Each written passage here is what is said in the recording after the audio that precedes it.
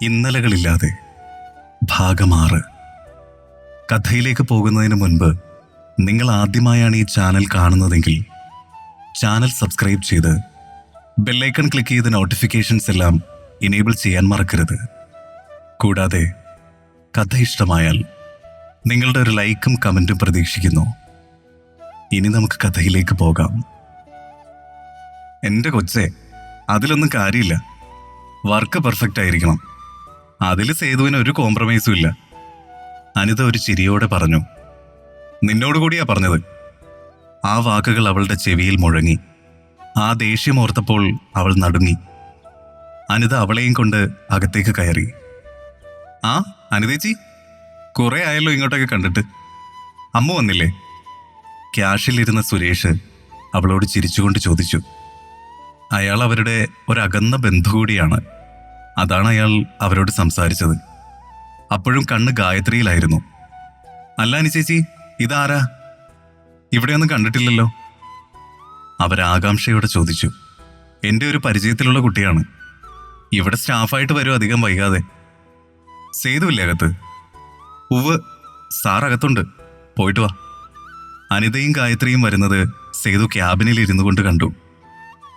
അവളെ ഒന്ന് കാണാൻ അവൻ്റെ കണ്ണും മനസ്സും തുടിച്ചു. മിന്നായം പോലെ അവിടെയും ഇവിടെയും കാണുമെന്നല്ലാതെ അന്ന് വീട്ടിൽ വന്നതിന് ശേഷം അവളെ കാണാൻ കിട്ടിയിട്ടില്ല. അവരകത്തേക്ക് കടക്കുമ്പോൾ സേതു വളരെ ഗൗരവത്തിലിരിക്കുകയാണ്. ഗായത്രി നെയിം ബോർഡ് വായിച്ചു. സേതുമാധവൻ തോപ്പിൽ. ആരിത്? അനിതേച്ചിയോ? എന്താ ഈ വഴി? ഇരിക്കി. അത് പറഞ്ഞുകൊണ്ട് അവൻ ഗായത്രിയെ നോക്കി. സേതു, നീ എന്നെ ചെറിയമ്മയെന്ന് വിളിക്കടാ. കേൾക്കാനുള്ള കൊതി കൊണ്ടാ. നിങ്ങൾ എൻ്റെ ചെറിയമ്മയാകുന്നതിന് മുന്നേ ചേച്ചിന്ന് വിളിച്ചു തുടങ്ങിയതാ. ഇനിയും അതൊക്കെ തന്നെ മതി. എൻ്റെ കണ്ണിൽ ചേച്ചി ഒരു തെറ്റേ ചെയ്തുള്ളൂ, ചെറിയച്ഛനെ സ്നേഹിച്ചത്. അവൻ അവരെ നോക്കി പറഞ്ഞു. അതൊരു തെറ്റായിട്ട് എനിക്ക് ഇതുവരെ തോന്നിയിട്ടില്ല സേതു. ഞാൻ ഇന്നും ആ മനുഷ്യനെ കാത്തിരിക്കുകയാണ്. ആ പ്രതീക്ഷയിലാണ് എൻ്റെ ജീവിതം തന്നെ. വരുമായിരിക്കും, വരാതിരിക്കാനാവില്ല. അത്ര സഹിക്കാൻ പറ്റാതെ ആയപ്പോഴാണ് പോയത്. എവിടെയെങ്കിലും സുഖമായിട്ടിരിക്കട്ടെ. അനിത വേദനയോടെ പറഞ്ഞ് കണ്ണു തുടച്ചു. അയ്യോ, വന്ന കാര്യം പറഞ്ഞില്ല. അനിത ചിരിയോടെ പറഞ്ഞു. ഗയു, താനതെടുക്ക്. അനിത ഗായത്രിയെ നോക്കി പറഞ്ഞു. ഗായത്രി ബാഗ് തുറന്ന് സർട്ടിഫിക്കറ്റ് കോപ്പികൾ എടുത്ത് സേതുവിന് നൽകി. സേതു അതെടുത്ത് നോക്കി. 10ാം ക്ലാസ്സിൽ ഫുൾ മാർക്കിനടുത്ത്. +2 full mark. സ്റ്റേറ്റ് ലെവലിൽ 3ാം സ്ഥാനം. അവൻ അതിശയം തോന്നി. തനിക്ക് നല്ല അക്കാഡമിക് ഹിസ്റ്ററി ഉണ്ടല്ലോ, പിന്നെന്തു പറ്റി? അവളുടെ സർട്ടിഫിക്കറ്റ് നോക്കി സേതു ചോദിച്ചു. അത് പിന്നെ പറ്റിയില്ല, സാഹചര്യം അനുവദിച്ചില്ല, അവൾ പതിയെ പറഞ്ഞു. കണ്ണു നിറഞ്ഞത് അവൻ കാണാതിരിക്കാൻ അവൾ തല താഴ്ത്തി. അനുവദിച്ച് നമുക്കൊന്ന് മാറി ചിന്തിച്ചാലോ? ഗായത്രിക്ക് പഠിക്കാൻ ഇഷ്ടമുണ്ടെങ്കിൽ ഞാൻ സ്പോൺസർ ചെയ്യാം. അവൻ അവളോടുള്ള ഇഷ്ടം കൊണ്ടും അവളിലെ വേദന നിറഞ്ഞ കണ്ണുകളും അവനെക്കൊണ്ട് അങ്ങനെയാണ് പറയിച്ചത്. വേണ്ട, ടച്ച് വിട്ടുപോയി, ഇനി ആദ്യം മുതൽ തുടങ്ങണം. വേണ്ട, ഗായത്രി ചാടിക്കയറി പറഞ്ഞു. ശരി, എന്താന്ന് വെച്ചാൽ ആലോചിച്ചിട്ട് പറഞ്ഞാൽ മതി. പിന്നെ വിഷമിക്കാൻ ഇടവരരുത്. അപ്പം ശരി, പോകുമ്പോൾ യൂണിഫോമും മറ്റു സാധനങ്ങളൊക്കെ വാങ്ങിച്ചോളൂ. തിങ്കളാഴ്ച മുതൽ വരാനുള്ളതല്ലേ. പറഞ്ഞുകൊണ്ട് സേതു അനിതയെ നോക്കി. സേതു, ഞങ്ങളെങ്കിൽ ഇറങ്ങിക്കോട്ടെ. കുട്ടികൾക്കും ഇവൾക്കും കുറച്ച് ഡ്രസ്സ് എടുക്കണം. നീ ഉച്ചയ്ക്ക് വീട്ടിൽ പോകുന്നുണ്ടോ? ഉണ്ടെങ്കിൽ ഞങ്ങളുണ്ട്, അനിത പറഞ്ഞു. ശരി, ഞാൻ വെയിറ്റ് ചെയ്യാം. അനിതയും ഗായത്രിയും ചെന്ന് യൂണിഫോം സാരിയും മറ്റും എടുത്തു. കുട്ടികൾക്കും എടുത്തു. അശ്വതിയുടെ കുട്ടിയുടെ നൂലുകെട്ടിന് പോകാൻ പുതിയത് വേണമെന്ന് അമ്മു പറഞ്ഞിരുന്നു. അതിനു വേണ്ട മെറ്റീരിയൽസ് എടുത്തു. അനിത നല്ല തയ്യൽക്കാരിയാണ്. ഗായത്രി, ഈ ദാവണി നോക്കിയേ, എന്ത് ഭംഗിയാ. ശരിയാ, നല്ല ഭംഗിയുണ്ട്. അമ്മൂന് വലിപ്പം കൂടും. ഗായത്രി അതെടുത്ത് മേത്ത് വെച്ചു നോക്കി. അമ്മൂനൊന്നുമല്ല, നിനക്കാണ്. ഉത്സവമല്ലേ വരുന്നത്, എല്ലാവരും പുതിയതെടുക്കും. വേണ്ട അനുചേച്ചി, ഞാൻ ഇത്തരം ഡ്രസ്സൊന്നും ഇടാറില്ല. വേണ്ട. അത് പറഞ്ഞുകൊണ്ട് ഗായത്രി അത് അവിടെ തന്നെ വെച്ചു. ഡ്രസ്സെല്ലാം എടുത്തു കഴിഞ്ഞ് അവർ പോകാനിറങ്ങി. സേതു അത് കണ്ട് കാറെടുത്ത് വന്നു. അവർ കാറിൽ കയറി. അവൻ അനിതയോട് സംസാരിച്ചുകൊണ്ട് കാറെടുക്കുമ്പോഴും കണ്ണ് കണ്ണാടിയിലൂടെ ഗായത്രിയിലായിരുന്നു. സേതു, ആ ബേക്കറിയുടെ മുന്നിൽ നിർത്തണേ. എന്തെങ്കിലും വാങ്ങിച്ചുകൊണ്ട് ചെന്നില്ലെങ്കിൽ അമ്മു എന്നെ തിന്നുകളയും. പെണ്ണിന് സ്റ്റഡി ലീവ് എന്ന് പറയുന്നത് തിന്നാനുള്ള ലീവാണെന്ന് അവളുടെ വിചാരം. ഇത് കേട്ട് ഗായത്രി ഉറക്കെ ചിരിച്ചു.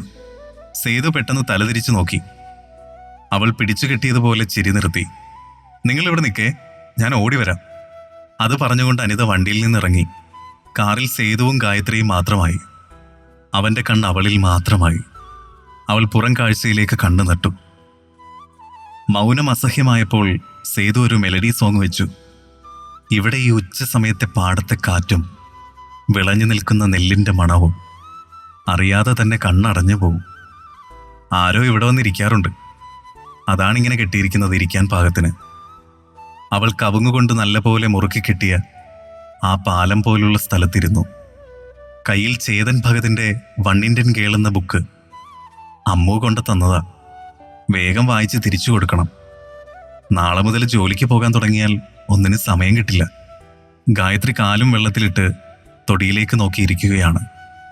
നല്ല തെളിഞ്ഞ വെള്ളം. തൻ്റെ മനസ്സുപോലെ ഒഴുക്കധികമില്ലാതെ ശാന്തമായി. ഇവിടെ വരുന്നതുവരെ തൻ്റെ ഇന്നലകൾ തന്നെ നോവിച്ചിരുന്നു. എന്നാൽ ഇപ്പോൾ അതൊന്നും താൻ ഓർക്കാറില്ല. ആരെയും, ഒന്നും. അത്രമാത്രം ബന്ധങ്ങൾ മുറിവുണ്ടാക്കി. നഗരത്തിൽ ആർക്കും ആരെയും സ്നേഹിക്കാൻ കഴിയില്ല. പക്ഷേ ഇവിടെ തൻ്റെ ആരുമല്ലാത്തവർ പോലും തനിക്ക് വേണ്ടി എന്തും ചെയ്യാൻ തയ്യാറായി നിൽക്കുന്നു. നാട്ടിൻപുറം നന്മകളാൽ സമൃദ്ധമാണ്. അവളുടെ ചുണ്ടിലൊരു ചിരി വിരിഞ്ഞു. എത്ര പെട്ടെന്നാണ് ജീവിതം മാറിപ്പോകുന്നത്.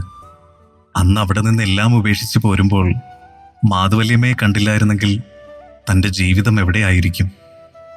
അവിടെ നിന്ന് കയറുമ്പോൾ ഒരേയൊരു ലക്ഷ്യമേ ഉണ്ടായിരുന്നുള്ളൂ. എത്രയും ദൂരേക്ക്.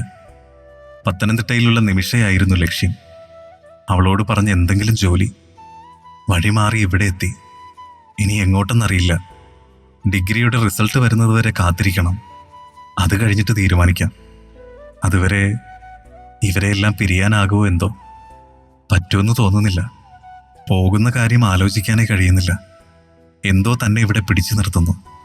ഗായത്രി അതും ഓർത്തുകൊണ്ട് വെള്ളത്തിലേക്ക് നോക്കിയപ്പോൾ തന്നെ നോക്കി കൈ രണ്ടും മാറിൽ കെട്ടി നിൽക്കുന്ന ഒരു രൂപം. സേതുവേട്ടൻ. അവളുടെ ചുണ്ടു പതിയെ മന്ത്രിച്ചു. അവൾ പിടഞ്ഞെണീറ്റു. അവൻ്റെ മുഖത്തെ ഗൗരവം അവളിൽ പേടി നിറച്ചു. അവൾ തല താഴ്ത്തി. ആരോട് ചോദിച്ചിട്ട് എൻ്റെ ബുക്ക് എടുത്തത്? സേതു അവളുടെ കയ്യിലെ ബുക്കിലേക്ക് നോക്കി ചോദിച്ചു. അത് ഞാനല്ല, അമ്മു തന്നതാ. എനിക്കറിയില്ലായിരുന്നു ഇത് സേതുവേട്ടൻ്റെ ആണെന്ന്. സോറി. അവൾ അവന് നേരെ ബുക്ക് നീട്ടിപ്പിടിച്ചുകൊണ്ട് പറഞ്ഞു. ഞാൻ വെറുതെ പറഞ്ഞതാ. വായിച്ചിട്ട് അമ്മുവിനെ ഏൽപ്പിച്ചാൽ മതി. സേതു അവളുടെ കണ്ണിലേക്ക് നോക്കി. അവിടെ നനഞ്ഞ മിഴിനീർ മാത്രം.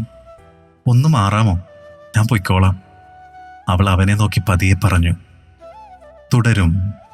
വീഡിയോ ഇഷ്ടമായെങ്കിൽ ലൈക്ക് ചെയ്യാനും ഷെയർ ചെയ്യാനും സബ്സ്ക്രൈബ് ചെയ്യാനും മറക്കരുത്.